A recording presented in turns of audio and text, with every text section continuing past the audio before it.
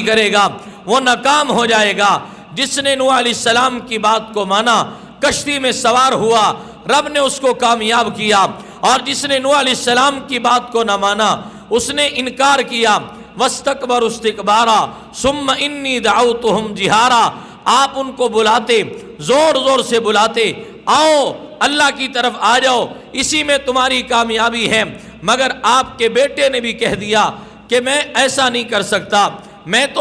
میں اس پہاڑ کی چوٹی پر چڑھ جاؤں گا۔ قال سآوی الی جبل یعصمنی من الماء قال لا عاصم اليوم من امر اللہ الا من رحم وحال بینہم الموج فکان من المغرقین۔ اللہ کہتے ہیں حضرت نوح علیہ السلام نے بیٹے کو بلایا، بیٹے نے جواب دیا، قال سآوی الی جبل، میں پہاڑ کی چوٹی پر چڑھ جاؤں گا، یعصمنی من الماء،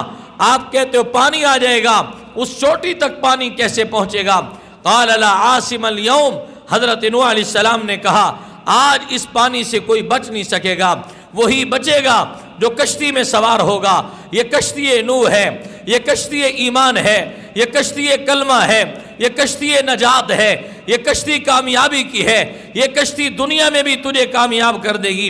آخرت میں بھی کامیاب کر دے گی۔ مگر نوح علیہ السلام بلاتے رہے، بیٹے نے بات نہیں مانی، حتیٰ کہ پانی میں وہ بھی فکان من المغرقین، جیسے اور لوگ پانی میں غرق ہو گئے، تباہ ہو گئے، نوح علیہ السلام کا بیٹا بھی پانی کی نظر ہو گیا، یہ بھی پانی میں ڈوب گیا۔ اللہ بتانا چاہتا ہے بیٹا نبی کا ہے، بیٹا رسول کا ہے، بیٹا میرے پیغمبر کا ہے، بیٹا بھی اس کا اصلی اور حسبی اور نسلی ہے، لیکن اس کے باوجود نوح علیہ السلام کی بات کو نہیں مانا، نبی کی بات کو نہیں مانا۔ پتہ چلا کہ ہدایت نبی کے ہاتھ میں نہیں ہے، نبی نے تو ورنہ 950 سال تبلیغ کی ہے، آپ کی دعوت پر 80 بندے ایمان لے کر آئے یا 82 بندے ایمان لے کر آئے، مگر بیٹے نے بات کو نہیں مانا۔ پتہ چلا ہدایت نبی کے ہاتھ میں نہیں، ہدایت ولی کے ہاتھ میں نہیں، ہدایت کتب کے ہاتھ میں نہیں، ہدایت مولوی کے ہاتھ میں نہیں، ہدایت پیر کے ہاتھ میں نہیں، ہدایت رب العالمین کے ہاتھ میں ہے، ہدایت رب العالمین کے ہاتھ میں ہے۔ اور ہم ہر نماز میں یہی مانگتے ہیں نا، اہدنا الصراط المستقیم، تو ہدایت کس سے مانگتے ہیں؟ اللہ سے مانگتے ہیں، اہدنا الصراط المستقیم، اے اللہ مجھے سیدھے راستے پر چلا۔ ہدایت اللہ سے مانگنی چاہیے، کیونکہ ہدایت قیمتی چیز ہے، رب نے یہ قیمتی چیز اپنے ہاتھ میں رکھی ہے۔ اللہ نے اس ہدایت کی قیمتی چیز کو کسی نبی کے ہاتھ میں نہیں دیا، اور اگر اللہ کے نبیوں کے ہاتھوں میں، ان کے قبضے قدرت میں ہدایت ہوتی تو ایک پیغمبر جس کا نام موحد اعظم ہے، جسے حضرت ابراہیم خلیل اللہ کہا جاتا ہے، حضرت ابراہیم خلیل اللہ وہ ہے جن کے تفصیل کا تذکرہ اللہ نے قرآن کریم کے مختلف پاروں میں کیا ہے، بار بار کیا ہے۔ آپ لوگوں کو دین کی طرف بلاتے، دعوت دیتے، یہاں تک کہ آپ نے اپنے والد کو کہا یا ابتی لا تعبد الشیطان، آئے میرے ابا ان کی عبادت نہ کرنا، یہ شیطان ہے اور شیطانی چرخے ہیں اور یہ شیطان کی طرف بلاتے ہیں، ابا ان کی بات کو نہ ماننا، یا ابتی لا تعبد الشیطان، یہ شیطان کے بندے ہیں اور تم ان کے پیچھے لگ کر کبھی ایسے نہ ہو کہ گمراہ ہو جاؤ۔ اور ساتھ میں اپنے ابے سے مخاطب کر کے بڑے پیار اور محبت میں یہ بات بھی آپ نے فرمائی، یا ابتی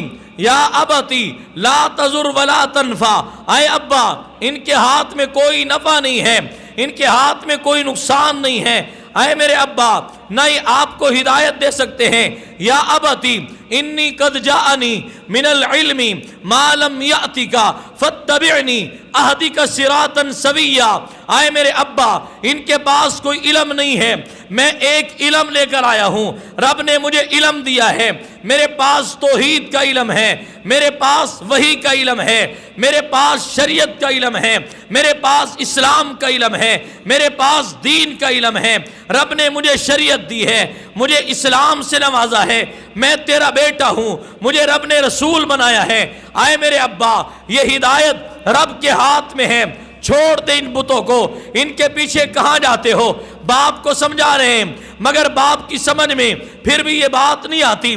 اپنے بیٹے نے باپ سے بڑے پیار اور محبت سے 3-4 مرتبہ رب کا قرآن کہتا ہے یا ابتی یا ابتی یا ابتی، بار بار اپنے ابے کو بڑے پیار سے پکار رہے ہیں، مگر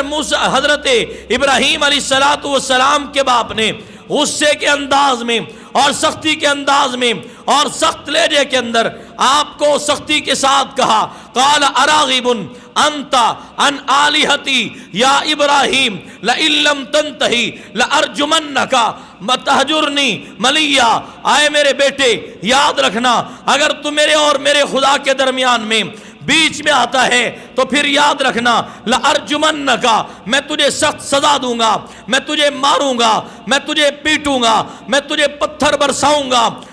بیٹا اپنے باپ کو ہدایت کی طرف بلاتا ہے اور دین کی طرف بلاتا ہے، جنت کی طرف بلاتا ہے، لیکن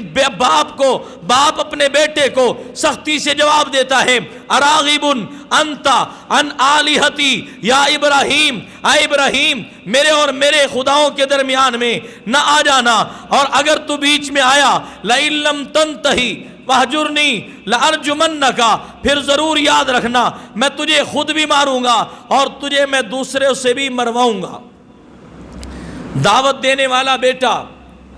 بیٹا پیغمبر ہے، بیٹا رسول ہے، بیٹا اللہ کا بھیجا ہوا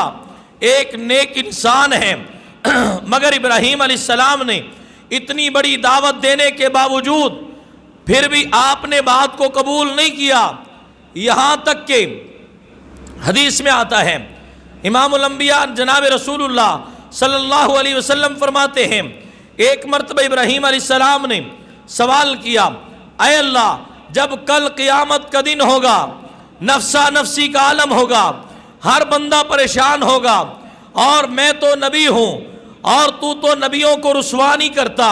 اللہ اگر قیامت کے دن یہ پھر میرے سامنے میرے باپ کو اور لوگوں کے سامنے میرے باپ کو آگ میں ڈالا جائے تو کیا میری رسوائی نہیں ہوگی؟ پھر تو میری رسوائی ہوگی۔ اے اللہ میں اپنے باپ کو جہنم کی آگ میں کیسے دیکھ سکتا ہوں؟ اللہ نے جبریل علیہ السلام کو بھیجا، جاؤ جبریل میرے پیغمبر کو بتا دو جب میں قیامت کے دن تیرے باپ کو جہنم کی آگ میں ڈالوں گا، تو نبی ہے، تو میرا رسول ہے، تو میرا بھیجا ہوا فرستادہ ہے، تو میرا پیغمبر ہے، پر میں تیری لاج رکھتے ہوئے تیرے باپ کو تیرے باپ کی اصلی حالت میں نہیں بلکہ اس کی شکل تبدیل کروں گا اور بجو کی شکل بنا کے، تاکہ دنیا کے کسی بندے کو یہ پتہ نہ چلے کہ یہ ابراہیم کا باپ ہے، میں تیرے باپ کو اس حالت میں بجو کی شکل میں شکل تبدیل کر کے جہنم کی آگ میں ڈالوں گا۔ میں آپ سے پوچھتا ہوں، وقت کا نبی ہے ابراہیم خلیل اللہ اس کا نام ہے، اگر ابراہیم خلیل اللہ کا باپ جہنم کی آگ میں جا رہا ہے اور اپنے باپ کو ابراہیم خلیل اللہ ہدایت نہیں دے سکتا، پتہ چلا کہ نبی مختار کل نہیں ہے، اگر نبی کے اختیار میں ہدایت ہوتی باپ جہنم میں نہ جاتا، نبی کے ہاتھ میں اگر اختیار کلی ہوتا نوح کا بیٹا جہنم میں نہ جاتا، بیٹا دنیا میں بھی وہ ان کے ساتھ پانی کے اندر غرق ہوا، اور ادھر ابراہیم خلیل اللہ کا باپ بھی وہ بھی دنیا میں ذلیل اور رسوا ہوا اور آخرت میں بھی رسوا ہوگا۔ پتہ چلا کہ ہدایت بندوں کے ہاتھ میں نہیں ہے، ہدایت رسولوں کے ہاتھ میں نہیں ہے، ہدایت پیغمبروں کے ہاتھ میں نہیں ہے، ہدایت جو اللہ کے بھیجے ہوئے نیک بندے ہوتے ہیں ان کے ہاتھ میں نہیں ہے۔ اللہ کہتا ہے ہدایت میرے ہاتھ میں ہے۔ ہدایت کس کے ہاتھ میں ہے؟ اللہ کے ہاتھ میں ہے۔ آئیے تیسرے پیغمبر میرے اور آپ کے پیغمبر ہیں، رب کے لاڈلے پیغمبر ہیں، رب کے وہ پیغمبر جس کے ساتھ رب نے سب سے زیادہ پیار کیا ہے، اس نبی کا نام محمد کریم علیہ السلام ہے۔ ان سے بڑا دنیا میں، ان سے پہلے، آپ کے بعد، آپ کی موجودگی میں، آپ کے زمانے سے پہلے، آپ کے زمانے میں اور پھر رہتی دنیا تک کوئی اور نبی نہیں آ سکتا، کوئی اور رسول نہیں آ سکتا۔ آخر میں میرے اور آپ کے پیغمبر محمد کریم علیہ السلام دنیا میں تشریف لاتے ہیں۔ آقا نامدار دن رات لوگوں کو دعوت دے رہے ہیں۔ آپ نے اپنی قوم کو، قریش قبیلے کو، بنی ہاشم کو، بنی عبد المطلب کو، خاندان کے دیگر لوگوں کو آپ نے قریب بلایا۔ اپنے چچا ابو جہل کو بھی دعوت دی ہے، ابو طالب کو بھی دعوت دی ہے، آپ نے دیگر چچوں کو بھی دعوت دی ہے۔ جس نے نبی کی بات کو مانا اور پھر رب کے فضل سے ان کے دل پر عنایت ہوئی ہے، رب نے ان کو ہدایت دی ہے۔ لیکن ایک مرتبہ مسلم شریف کی روایت ہے، باب کتاب الایمان ہے، باب کے شروع کی چھٹی حدیث ہے، میرے پیغمبر فرماتے ہیں جب میرے چچا کے انتقال کا ٹائم قریب آ گیا، جس کا نام ابو طالب ہے، جس نے ساری زندگی نبی کی خدمت کی ہے، حتیٰ کہ ابو طالب کہتا تھا میرا نبی تو سچ کہتا ہے، تو ہے بھی نبی، اللہ کا سچا نبی ہے، یہ بھی مانتا ہوں، میرے اس بات پہ بھی یقین ہے جو تو دعوت لے کر آیا ہے یہ دعوت بھی حق ہے۔ آپ سرانے پر بیٹھ جاتے ہیں اور سرانے پر بیٹھ کر آپ اپنے چچا کو کہتے ہیں آئے چچا، آپ کو میں نہیں چاہتا کہ آپ جہنم میں جائیں، میرا دل نہیں چاہتا کہ کل قیامت کا دن ہو اور آپ نے میری خدمت کی ہے اور میں جلتا ہوئے تو یہ جہنم میں دیکھوں۔ آئے چچا، میں چاہتا ہوں تم جہنم سے بچ جاؤ۔ ادھر سامنے ادھر کافر کھڑے ہیں اور پھر آر دلاتے ہوئے کہتے ہیں اے ابو طالب، کیا تو اب بھی اپنے بھتیجے کی بات کو مان کر کیا تو اسلام قبول کر لے گا اور تو اپنی ناک کو، اپنے قوم قبیلے کی ناک کو، اپنی سرداری کی ناک کو کیا تو کٹوا دے گا؟ جب ادھر دیکھا ادھر محمد کھڑا ہے اور محمد کو مخاطب کر کے کہتا ہے انک لصادق امین، مجھے پتا ہے کہ تم سچے نبی ہو، مگر یاد رکھیے ادھر ایک طرف میرے سامنے جہنم ہے، لیکن لا اخترت النار، میں جہنم کو اختیار کرتا ہوں، اور لیکن ولیکن اخترت الآر، لیکن میں جہنم میں اپنے قوم قبیلے کی آر کو برداشت نہیں کر سکتا، کیونکہ میں نے ساری زندگی کفر پہ گزاری ہے، ساری زندگی یہ بھی مانتا ہوں تو حق پہ ہے، یہ بھی مانتا ہوں تو سچا ہے، یہ بھی مانتا ہوں تیری دعوت ٹھیک ہے، لیکن مجھے اس بات کا خوف ہے قوم کے لوگ کیا کہیں گے۔ ساری زندگی سرداری میں گزاری ہے اور اب مرتے مرتے اپنے بیٹے کی بات کو، اپنے بھتیجے کی بات کو قبول کر لیا ہے، لہذا میں آپ کی بات کو قبول نہیں کر سکتا۔ پھر آپ نے کہا آئے چچا، چلو قوم قبیلے کو ایک طرف ڈال دو، میرے کان میں تو آپ ایک مرتبہ کہہ دو لا الہ الا اللہ وحدہ لا شریک لہ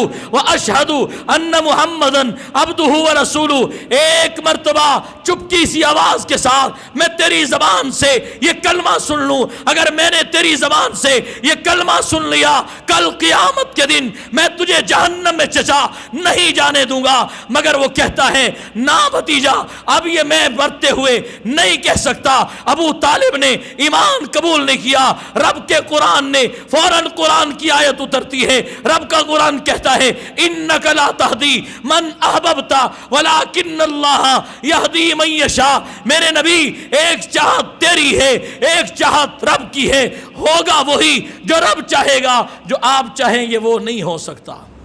جو آپ چاہیں گے وہ ہو نہیں سکتا۔ پتہ چلا کہ ہدایت کس کے ہاتھ میں ہے؟ اللہ کے ہاتھ میں ہے۔ یاد رکھنا، جو چیز جتنی قیمتی ہوتی ہے وہ اتنی ہی مشکل سے ملتی ہے۔ جتنی چیز قیمتی ہوتی ہے وہ اتنی ہی مشکل سے ملتی ہے۔ ہیرا جواہرات ایسے ہیں کہ میں نے بھی کانوں سے اپنے آج تک نام ہی سنا ہے، مگر ہیرے کو بندے نے دیکھا نہیں ہے۔ نام سنتے ہیں ہیرے جواہرات